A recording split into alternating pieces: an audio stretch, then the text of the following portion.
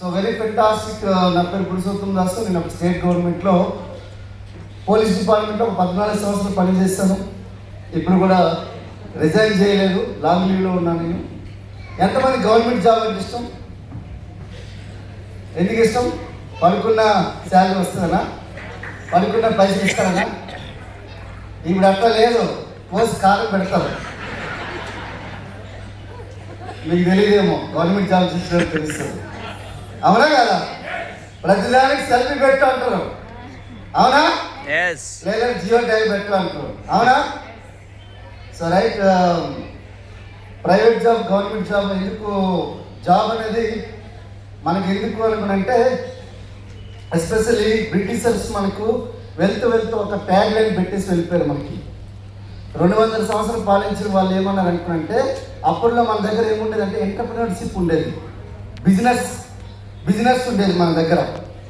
భారతీయ దగ్గర బిజినెస్ ఉండేది, అందుకే రిచ్ వాళ్ళు ఉండేవాళ్ళు. 16వ శతాబ్దంలో మన దగ్గర రాసుల్లో పోసి అమ్మేటోళ్ళం మనం. కానీ మన దగ్గర పరిస్థితి ఏంటనుకుంటే, వాళ్ళు 200 సంవత్సరాలు మన మైండ్ వాళ్ళు ఏం చేస్తారు, ట్యాప్ చేస్తారు, మైండ్ సెట్ మార్చేసినారు. జాబ్ చేయి జీవితం మారిపోతుంది, జాబ్ చేయి జీవితం మారిపోతుంది. అందుకే Indians are good people, not great people. ఎందుకంటే వాళ్ళు జాబ్ చేయడానికి పనికొస్తారు, బిజినెస్ చేయడానికి పనికిరారు. ఒక గవర్నర్ ఇచ్చిన మాట ఇది. అయితే నేనేమంటున్నానంటే, సో ఈరోజు అది వదిలేద్దాం, పక్కన పెట్టేద్దాం, తర్వాత మాట్లాడదాం దాని గురించి. సో నేను ఎందుకు ఈరోజు ఇక్కడికి వచ్చి స్టేజ్ మీద మాట్లాడుతున్నానంటే, చిన్నప్పటి నుంచి నాకు చాలా పెద్ద డ్రీమ్స్ ఉండేవి. ఏమని ఉండేవి అనుకుంటే, ఒక మంచి ఇల్లు కట్టుకోవాలి, ఆ ఇల్లులో నాకు సినిమా థియేటర్ ఉండాలి. అట్లాంటి ఒక పెద్ద కోరిక అనమాట. ఎప్పుడైనా ఆడపిల్లలు మంచి నగలేసుకుంటే, ఎప్పుడు 7 వారాలు నగలేటోళ్ళు. కనీసం మా అమ్మకి చేయకపోయినా మా మిస్సెస్కైనా చేయాలి. ఎందుకు అమ్మకి చేయాలి అనుకునంటే, పెళ్ళైన తర్వాత అమ్మకి చేయనిస్తారా? చేయనిస్తారు, మా మిస్సెస్ చేయనిస్తారు. కానీ మా అమ్మే స్వర్గలోకంలో నుంచి చూస్తుందామే. అర్థమైందా? సో సిచ్యువేషన్ ఎట్లంటే, చిన్నప్పటి నుంచి మంచి డ్రీమ్స్, ఆ డ్రీమ్స్ గురించే బతకాలనిపించేది అనమాట. కానీ అట్లాంటి డ్రీమ్స్ గురించి ఏం చెప్పేటోళ్ళు అనుకుంటే, ఈ ఇట్లా మనకు అరుగుల మీద కూర్చునేటోళ్ళు, అత్త, చెల్లి, తమ్ముడు, అన్న, చిన్నాన్న, పెదనాన్న, మా మేనత్త, మామ, బాప, ఇట్లా రకరకాలు ఉంటాయి. వీళ్ళందరూ ఏమనేటోళ్ళు అనుకుంటే, మంచి జాబ్ తెచ్చుకో, మంచి జీవితం వస్తుంది. మంచి జాబ్ తెచ్చుకున్నాను కానీ మంచి జీవితం అయితే రాలేదు.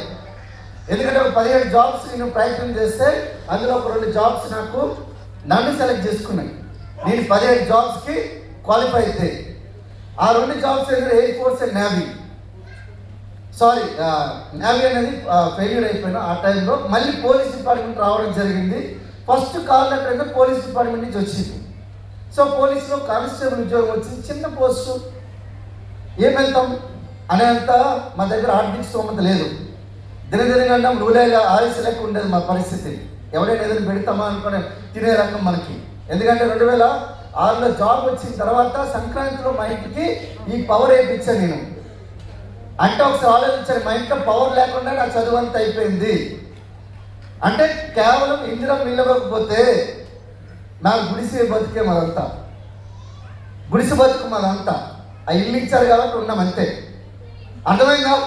అయితే అట్లాంటి సిచ్యువేషన్లో నాకు జాబ్ వచ్చింది. 2006లో జాబ్ వచ్చిన తర్వాత 2007లో ట్రైనింగ్కి వెళ్ళాను. 2008లో పోస్టింగ్ వచ్చింది, first police station Hayath Nagar.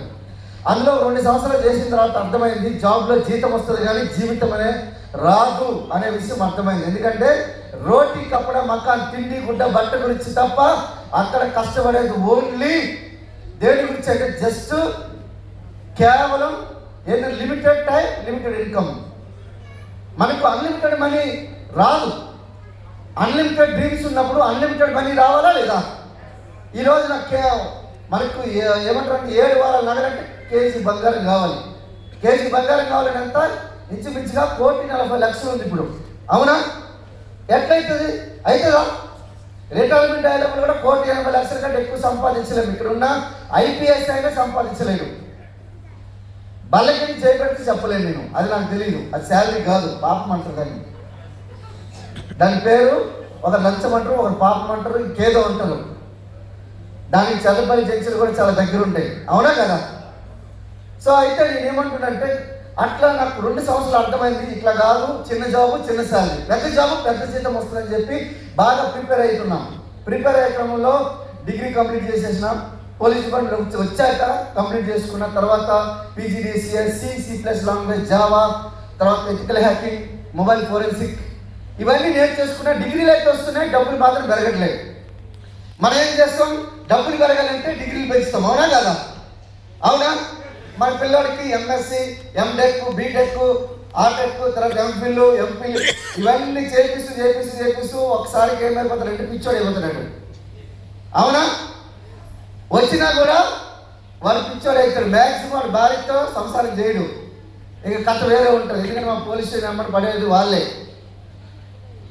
7వ తరగతి, 5వ తరగతి, 10వ తరగతి చదివిన మంచిగా భార్యతో సంసారం చేసుకుంటారు వాళ్ళు. ఈ ఎక్కువ చదివిన వాడితోనే కష్టం. వాళ్ళకి కుక్క కట్టలేదు, కుక్క గొలుసు కట్టలేదు, విడాకులు ఇచ్చేటోళ్ళు ఉంటారు. కూరలు ఉప్పు వేయలేదని చెప్పి విడాకులు ఇచ్చేటోళ్ళు ఉంటారు. ఇట్లాంటివి ఉంటాయి కథలన్నీ. ఇగో ఎక్కువైపోతుంది.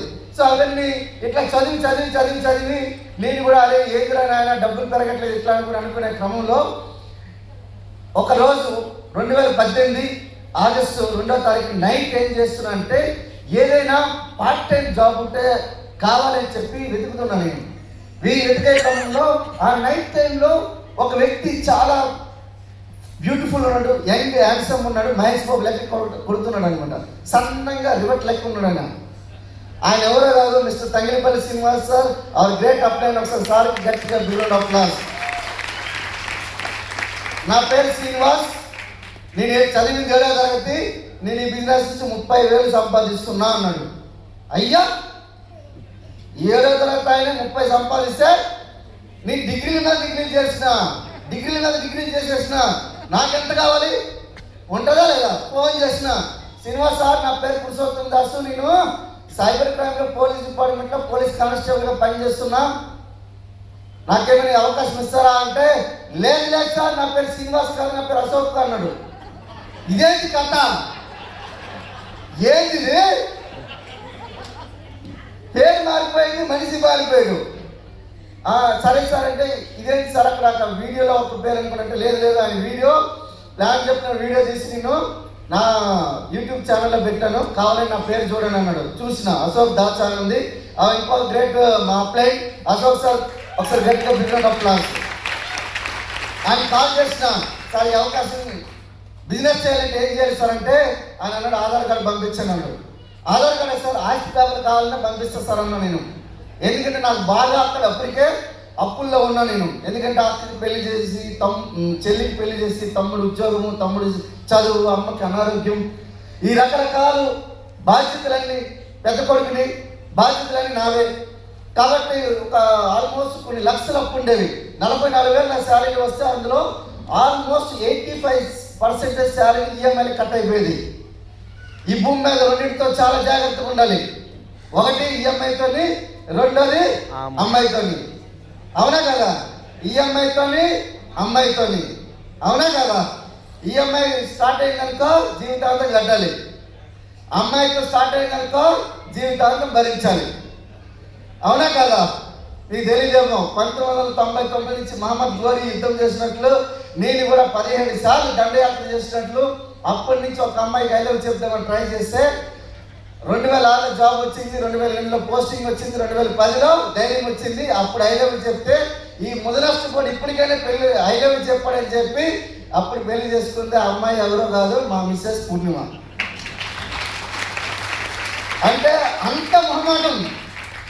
ఒకసారి ఆలోచించండి, అట్లాంటి వ్యక్తి బిజినెస్ చేస్తాడు అనుకుంటే ఎవరికి నమ్మకం ఉండదా? నన్ను దగ్గరగా చూసినాడు ఎవరైనా చూస్తే దగ్గరగా చూసిన గుండెకి హడలేస్తారనమాట. నాకు అంత సాయి కుమార్ లెక్క చూసేటాడు, అంకుశముడు రాజశేఖర్ లెక్క ఉండేటాడు అనమాట. ఎవరి దగ్గరగా చూసేటాడు కాదు. అంటే అంత కోపం, అంత. ఎందుకంటే పోలీస్ డిపార్ట్మెంట్లోకి వచ్చేసి నాకు ఏమైపోతాం, బంగారు కోట్లు పని చేస్తామనుకో ఎప్పుడు ఎలా ఉంటాం, ఒక లెక్క ఉంటాం.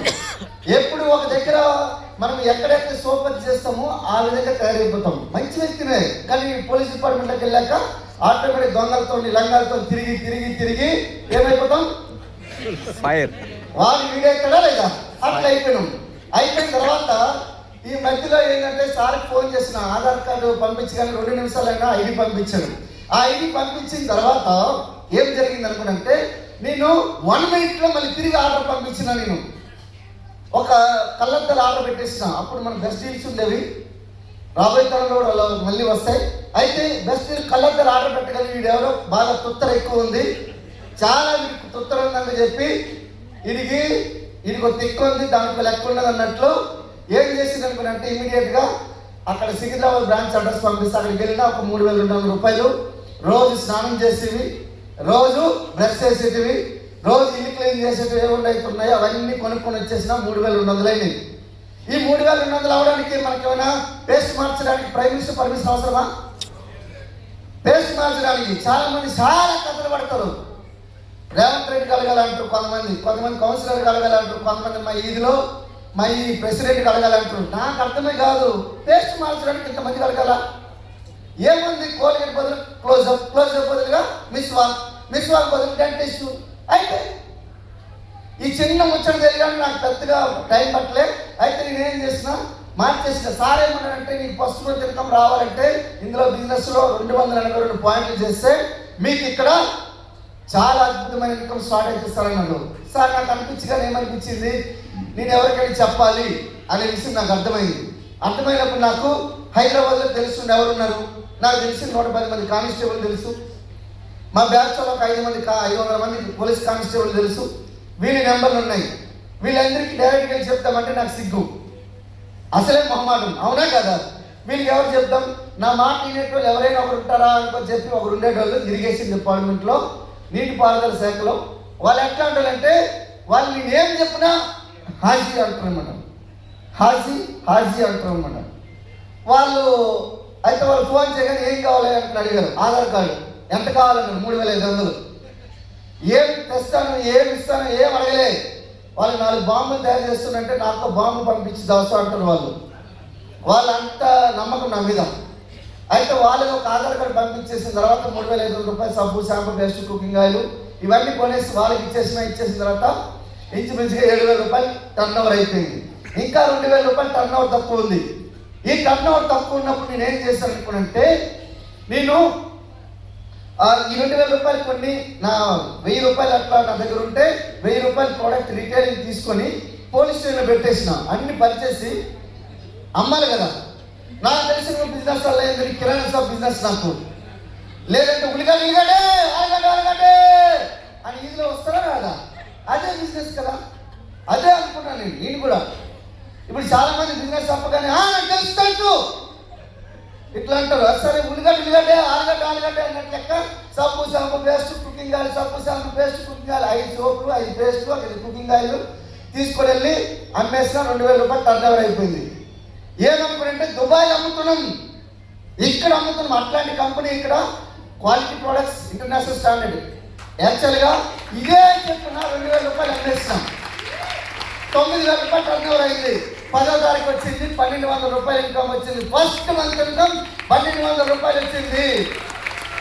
424 రూపాయలు నా అకౌంట్లో వచ్చింది. 750 రూపాయలు ప్రొడక్ట్ ఫ్రీ వచ్చింది.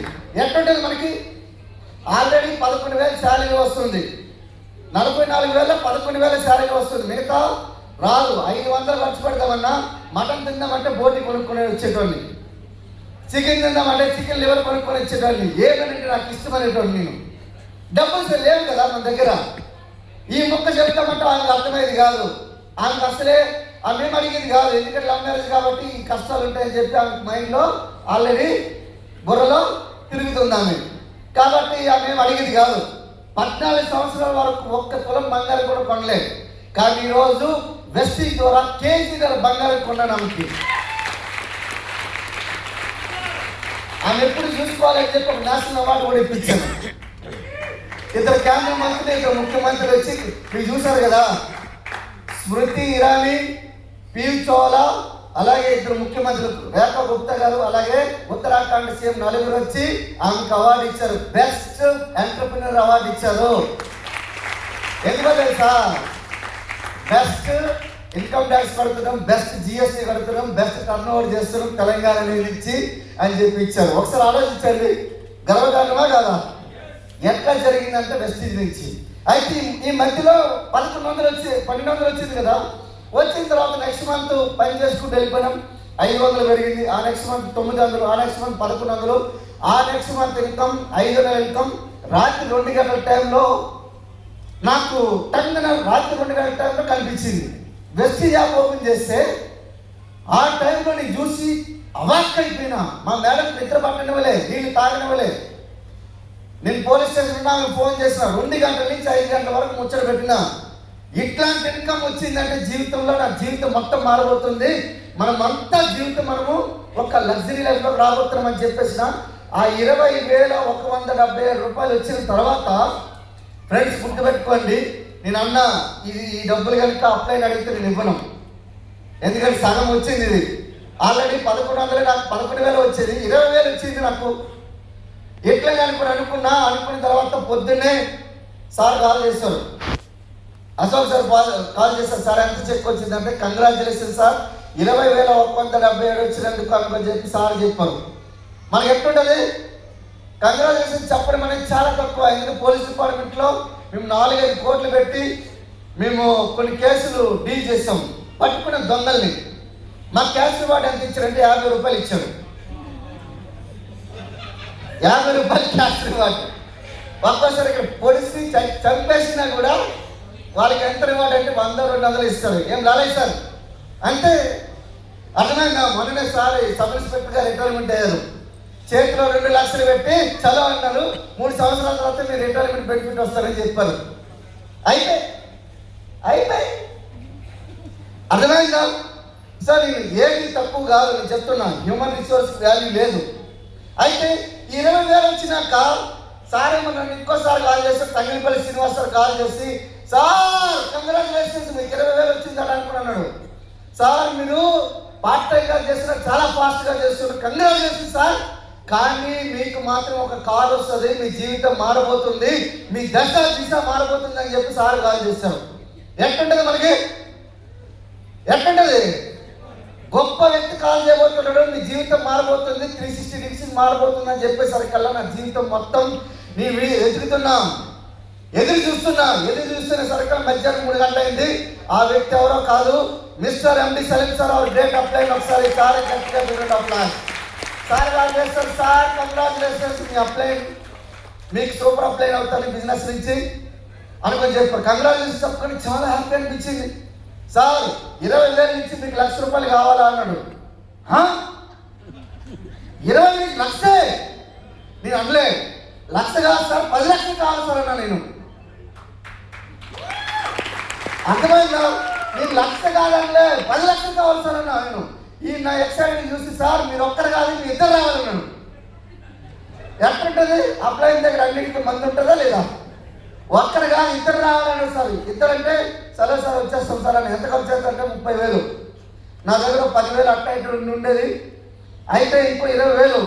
ఎట్లా 20,000 కావాలంటే నాకు మా మేడం ఒక ప్రేమ గుర్తుగా ఒక ఉంగరం ఇచ్చింది. ఆ ఉంగరం తీసుకొని ముత్తూరు పడితే 20,000 ఇచ్చారు. ఆ 20,000 ప్లస్ 10,000 30,000 అయింది. ఈ 30,000 అయిపోయిన తర్వాత సార్ పంపించిన తర్వాత సార్ మళ్ళీ నెక్స్ట్ డే ఫోన్ చేసి, సార్ మీరు 2 కాదు, 3 రావాలి సార్ అన్నాడు. ఇది చాలా ఈజీ సార్, చాలా ఈజీ. మా మేడం రావాలంటే కష్టం, కానీ టీం అంటే చాలా ఈజీ.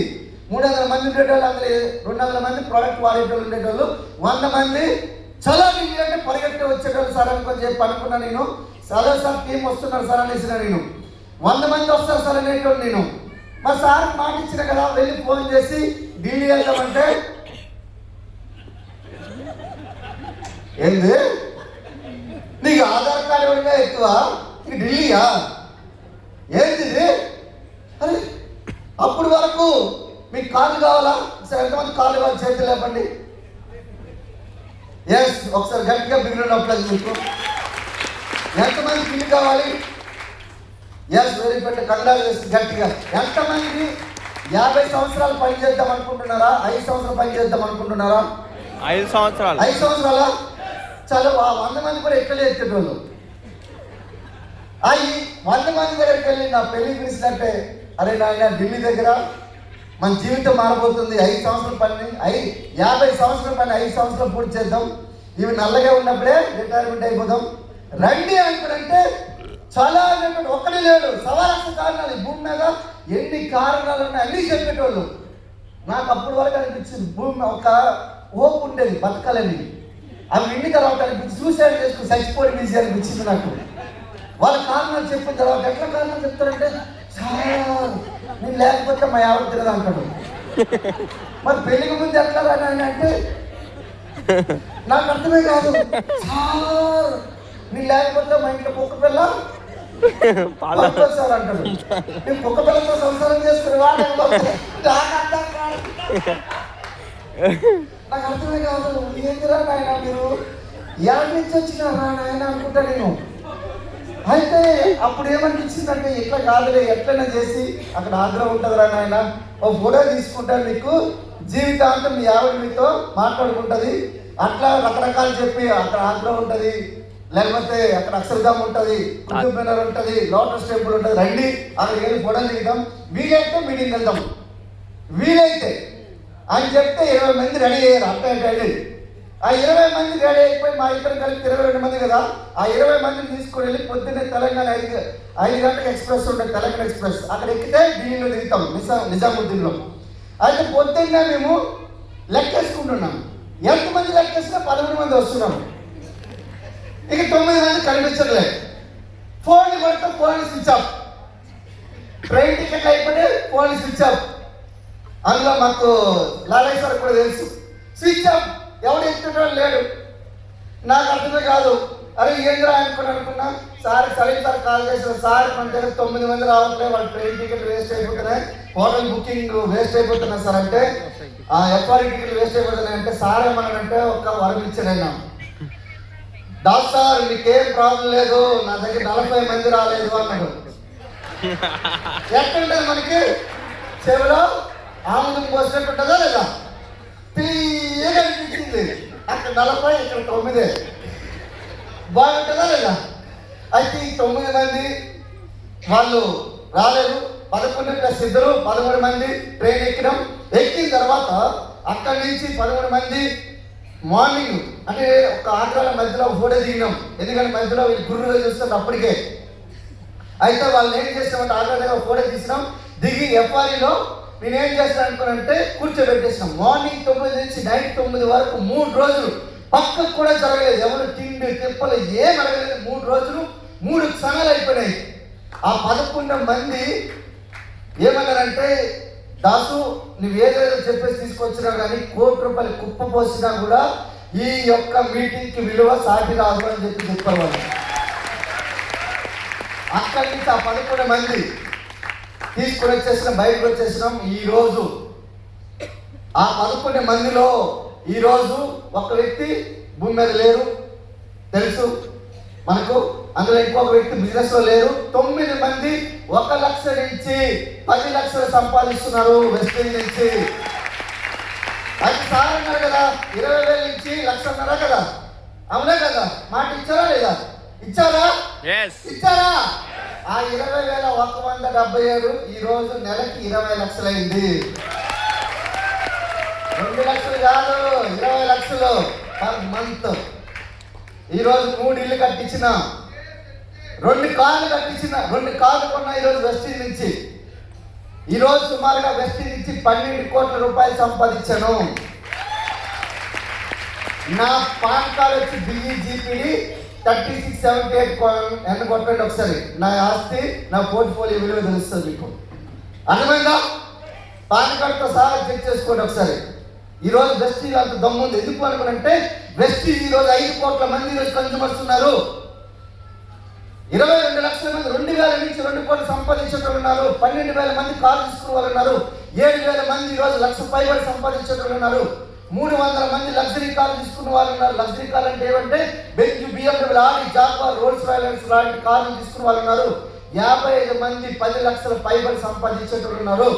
1 కోటి పైబడి సంపాదించేటోళ్ళు కూడా వెస్టీజ్ లో ఉన్నారు. That is power of Vestige.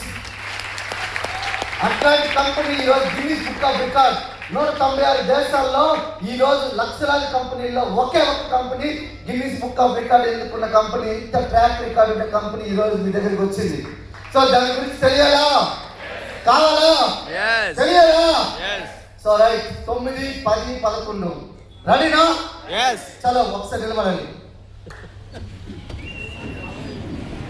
మీ చెయ్యి ఒకసారి ముందుకు చాచాలి.